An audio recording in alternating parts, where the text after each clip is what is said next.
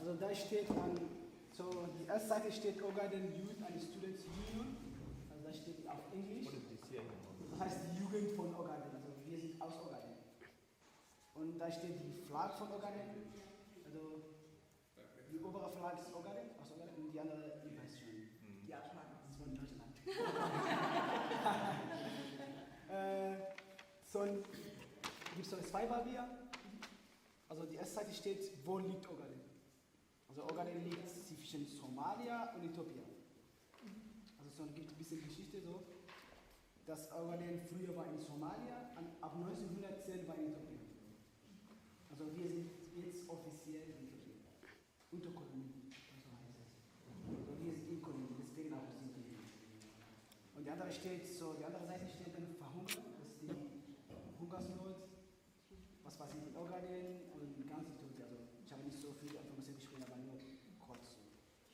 Und die andere Seite steht, die andere Papier steht,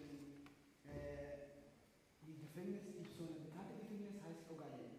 Ogaden Gefängnis. Die schlimmste, so von ganz Welt. Ich kann sagen, das ist echt richtig schade. Also, scheiße.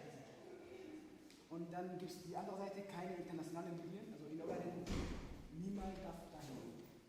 Ihr auch, ihr dürft nicht dahin. In Ogaden. Also, da gibt es echt schlimm, also richtige Gebiet.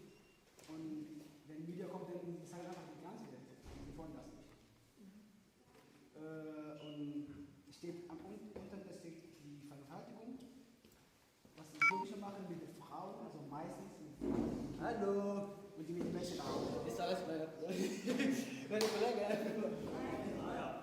So, am Ende steht es gibt eine kurz bitte. Dann steht die Vergewaltigung.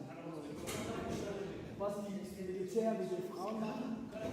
Also ich habe nicht so viele Informationen geschrieben, wegen nur, ich hatte nur 2 Papier und die Zeit war ganz kurz. Dann steht nur das.